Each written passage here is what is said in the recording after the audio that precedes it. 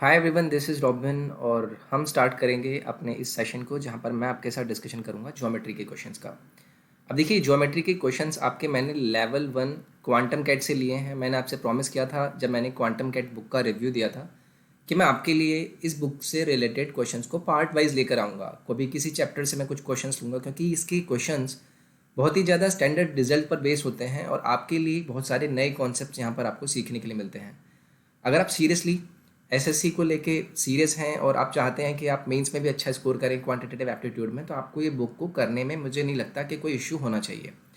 तो चलिए, without wasting any time मैं स्टार्ट करूंगा अपने सेशन को। ये कुछ मेरे बारे में जानकारी। My name is robin. तो चलिए हम अपने सेशन को स्टार्ट करते हैं। तो देखिए, पहला क्वेश्चन है आपके सामने इन दी एडजॉइनिंग फिगर। मैं थोड़ा तेज़ कोशिश करूंगा क्वेश्चंस को कराने की, ताकि आपको भी अप्रोच वैसी मिले कि भाई हम तेज़ी से क्वेश्चंस को किस तरीके से सॉल्व कर सकते हैं। मैं स्किप नहीं करूंगा कोई भी स्टेप, बट मैं थोड़ा तेज़ समझाने की कोशिश करूंगा। अब देखिए, आपको एक फिगर दी गई जिसमें ए बी के बारे में बोला गया है। ये क्या है? एक डायमीटर है, यानी कि डायमीटर को क्या बोलते हैं? व्यास है ऑफ दी सर्कल। अब इसके अंदर बी सी डी की वैल्यू दी है आपको, बी सी डी यानी कि ये वाली वैल्यू दी है आपको कितनी? 130। What is the value of A B D? आपको बोला है भाई ए बी डी यानी कि ये वाला एंगल, इसको अगर मैं एक्स मान लेता हूँ, इसकी वैल्यू क्या होगी? तो आप मुझे एक चीज़ बताएंगे कि क्या आपको इस क्वेश्चन को मार्क करने में ज़्यादा से ज़्यादा 4 या 5 सेकंड से ज़्यादा लगेंगे? बस दिमाग में आपको सोचना है। आपको पता है कि भाई कभी भी अगर किसी सर्कल के अंदर कोई क्वाड्रिलेटरल होता है तो उसके ऑपोजिट एंगल्स आपके 180 डिग्री होते हैं, यानी कि सी और ए का सम यहाँ से आपको 180 मिलना चाहिए था। अगर ये आपके पास 30 है, 130 है, तो ये कितना होना चाहिए? 50 होना चाहिए। ये चीज़ आपको पहले ही देखकर पता चलनी चाहिए थी। उसके बाद आपको ये भी पता है कि जब अभी आपका डायामीटर बना होता है और डायामीटर पर कोई ट्रायंगल आप बना दें, तो आपकी परिधि से बनने वाला जो एंगल होता है वो हमेशा समकोण होना है, यानी कि 90 डिग्री होता है। अगर ये 90 है, ये 50 है, तो ये वाला एंगल ऑब्वियसली कितना होना चाहिए? 40 होना चाहिए, क्योंकि मुझे पता है कि भाई किसी भी ट्रायंगल के अंदर के तीनों एंगल का सम 180 होता है। तो सीधे से आप यहाँ से मार्क कर सकते थे ऑप्शन नंबर सी। अब देखिए, इसमें आपको सोचने में टाइम कहाँ लगेगा। आपको 130 यहाँ पर दिया है। आप इस 130 को देखकर, पहले तो आप इस फिगर को देखकर यही देख लेते कि भाई ये तो 90 हो जाएगा। अगर 130 है तो ये 50 हो जाएगा। अगर ये 50 है, ये 90 है, तो मुझे और एक और 90 क्रिएट करना होगा इस वाले 90 को छोड़ के। तो यहाँ 50 है, यहाँ पर 40 लेना होगा ताकि मैं एक और 90 क्रिएट कर पाऊंगा। तो ये हो जाएगा आपका ऑप्शन नंबर सी यहाँ से करेक्ट। नेक्स्ट है आपके सामने इन द फिगर, आपको बोला गया है ओ क्या है? सेंटर है ऑफ द सर्कल, और बी ए सी दिया गया है आपको 25। मैं क्या बोलता हूँ? बी ए सी यानी कि ये वाला एंगल आपको बोला गया 25। देन आपको ए डी बी की वैल्यू बतानी है, यानी कि ये वाला जो एंगल है इसकी वैल्यू मैं आपके लिए एक्स मानता हूँ। आपको बताना है कि इसकी वैल्यू क्या होगी। अब देखिए, आपको यहाँ से एक और कॉन्सेप्ट समझ में आएगा कि जब भी किसी सर्कल के सेंटर से आप कोई लाइन ड्रॉ करते हैं जो कि रेडियस होती हैं, तो ऑब्वियसली ये जो रेडियस है ये आपकी रेडियस इक्वल होगी इसके। आपको ये भी पता है कि किसी भी समद्विबाहु त्रिभुज यानी कि एक आइसोसेलेस ट्रायंगल में अगर दो भुजा इक्वल हैं तो उनके साइड वाले दोनों इक्वल इक्वल होते हैं, यानी कि ये 25 है तो ये भी 25 होगा। अगर ये 25 है, ये 25 है, तो ये वाला एंगल मैं देखते ही लिख सकता हूँ 50 होगा, क्योंकि भी किसी भी ट्राइंगल के एक्सटर्नल जो ट्राइंगल है वो आपका इन दोनों के सम के इक्वल होता है। तो 50 मैंने यहाँ से लिख लिया। अगर ये 50 है तो ये वाला अगर रेडियस है तो ये इसके इक्वल होगा, यानी कि ये वाला एंगल और ये वाला एंगल इक्वल होंगे। अब ये 50 है, इस वाले एंगल का और इस वाले एंगल का सम कितना होना चाहिए था? 130। अब दोनों को इक्वल करना है, यानी कि डिवाइडेड बाई 2 करना होगा। तो ये वाला भी एंगल 65 हो गया और ये वाला भी एंगल 65 हो गया। ये आपको यहाँ से पता चल गया। अब देखिए, ये पूरा एंगल, ये वाला पूरा एंगल मैं बात करता हूँ, ये 25 है, ये 65 है, मिलाकर कितना मिल गया आपको? 90। अब अगर ये 90 मिल गया तो ऑब्वियसली ये वाला भी एंगल इसी तरीके से आपका 90 हो जाएगा। अब आप एक बात बताएंगे, मैं इस वाले ट्रायंगल की बात करता हूँ डी ए बी की। ये वाला एंगल आपके पास 25 है, ये वाला एंगल आपने 90 निकाल लिया, तो ये कितना होगा? ऑब्वियसली 90 में से मैं 25 माइनस कर दूंगा। 90 से 25 माइनस करके मुझे कितना मिलेगा? मुझे मिलेगा 55। तो यहाँ से आपका आंसर हो जाएगा ऑप्शन नंबर बी। क्वेश्चन को बस इस तरीके से सोचना होता है कि आपको चीज़ें 55 आएगा, 65 आएगा, सॉरी 65 आएगा, ये हो जाएगा आपका 65। तो वही मैं बोल रहा हूँ कि आपको क्वेश्चन को इस तरीके से समझना होता है कि आपको अप्रोच का आइडिया हो। अब देखिए, मैं इसको अगर क्विकली यहाँ पर समराइज करूँ, आपको पता था, आपको सिर्फ ये वाला एंगल पता था 25 है, मुझे पता है ये रेडियस होती हैं, तो ऑब्वियसली ये वाला भी 25 हो जाएगा। अब ये 25 है, ये 25 है, ये पता है मुझे, ये 50 हो जाएगा, क्योंकि इसके ऑपोजिट जो दो एंगल हैं उनके सम के इक्वल होगा। अब ये दोनों साइड इक्वल हैं तो ऑब्वियसली ये वाला एंगल और ये वाला एंगल इक्वल होंगे। अगर ये वाला एंगल 50 है तो इन दोनों का सम 130 होना चाहिए था, डिवाइडेड बाई 2 करके मुझे 65 मिल जाएगा। अब इसके बाद मुझे ये पूरा एंगल मिल गया 65 + 25 90। सेम इसी तरीके से आपका इधर ये 90 हो जाएगा। अगर ये 90 है 25 है, ये कितना होगा, ये 65 होगा और आंसर हो जाएगा आपका ऑप्शन नंबर डी। नेक्स्ट है in the given figure O बोला गया है कि ओ सेंटर है सर्कल का और ओसीडी के बारे में बोला गया है कि ये है 26। अब ये एंगल आपको दिया गया 26, फाइंड बताना है आपको ए ओ डी की वैल्यू, यानी कि ए ओ डी आपको ये वाला एंगल कैलकुलेट करना है। अब देखिए आपको पता है वही सेम आइसोसेलेस ट्रायंगल बन गया। अगर ये 26 है तो ये भी कितना हो जाएगा आपका, ये भी 26 हो गया। अब ये वाले एंगल और ये वाले एंगल का सम, ये 26 हो गया ना, ये वाले एंगल और ये वाले एंगल का सम क्या इसके इक्वल नहीं होगा, क्योंकि ये एक्सटर्नल एंगल है आपका इस वाले ट्रायंगल के, इन दोनों के सम की इक्वल वैल्यू होगी, यानी कि 26 का 2 गुना यानी कि 52 मिल जाएगा आपको करेक्ट आंसर। तो इस तरीके से आपको क्वेश्चन अप्रोच करने होते हैं। चीज़ें बहुत ही आसान हैं, बस आपको अपने दिमाग को थोड़ा सा इस वे में लेकर जाना है कि आपको क्वेश्चन को किस तरीके से कम टाइम में ज़्यादा से ज़्यादा आप अप टू पे दो। नेक्स्ट है 3 sides of a triangle ABC आपको दिया गया ABC। ए की वैल्यू भी दी गई है, बी की वैल्यू दी गई है, सी की वैल्यू दी गई है और उसके बाद बोला गया है कि बाइसेक्टर ए का बी सी को पी पर मिलता है एंड बाइसेक्टर पास करता है इन सेंटर ओ के। तो बताना है पी ओ और ओ ए के इक्वल वैल्यू क्या होगी, रेशो में आपको बताना है। तो देखिए ये क्वेश्चन आपका बहुत अच्छा है। आई नो कि ये जब पहली बार अटैम्प्ट करते हैं तो चीज़ें उतनी दिमाग में नहीं आ पाती हैं, बट जितने ज़्यादा से ज़्यादा हम क्वेश्चन देखेंगे हमें उतना ही पता चलेगा।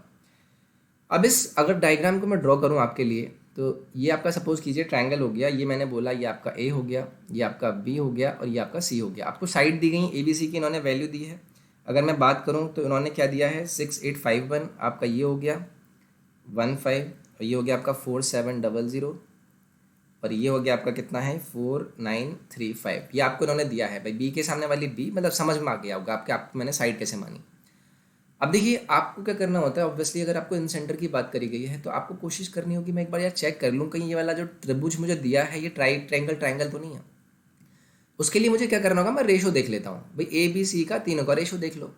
जब आप इन तीनों का रेशो देखोगे तो आपको एक चीज़ नज़र आएगी कि 4700, 4935 और 6815। मैंने आपसे ये बोला है क्योंकि आपको इन सेंटर दिया गया है और आपसे पूछा है रेशो, तो इन सेंटर निकालने के लिए अगर आपके पास ये ट्रायंगल राइट एंगल हो जाता तो आपके लिए चीज़ें आसान होती हैं, क्योंकि राइट एंगल ट्रायंगल का जो इन रेडियस होता है वो आपका क्या होता है, वो आपको पता होगा कि भाई A + B - C divided by करना होता है आपको सिर्फ 2, तो वहाँ से आपका इन सेंटर निकल आता है। तो जब आप इसे डिवाइड करेंगे और आप देखेंगे कि भाई इनका रेशो कितना निकल कर आता है, तो आपको मिलेगा इन तीनों के रेशो से फाइनली आपको वैल्यू मिलकर नजर आएगी कि 20 हो जाएगा, ये 21 और ये 29, और ये तीनों क्या होते हैं आपके पाइथागोरस ट्रिपलेट होते हैं। यानी कि आपको यहाँ से ये पता चल गया कि ये ट्रायंगल आपका क्या होने वाला है, राइट एंगल। तो मैं क्या करता हूँ, इस वाले ट्रायंगल को राइट एंगल ड्रॉ कर लेता हूँ आपके लिए। तो मैं दोबारा से इसे राइट एंगल यहाँ पर ड्रॉ कर लेता हूँ। ये हो गया आपके पास A, ये हो गया आपका B और ये हो गया आपका C, क्योंकि C पर वो बन रहा था राइट एंगल, ठीक है। अब उसके बाद मैंने बात करी थी इन सेंटर की, इन सर्कल रेडियस की, ठीक है। तो ये अगर वैल्यू मैं यहाँ से यहाँ ड्रॉ करूँ, ये परपेंडिकुलर होंगे, ये आपके इक्वल होते हैं, ठीक है। अब मुझे क्या करना होगा, ये वैल्यू आपकी कितनी थी, P थी, क्योंकि P को आपने बाइसेक्ट कराया था, P को आपने BC पर कट कराया था। मैं इसको मान लेता हूँ, ये क्या हो गया आपका M।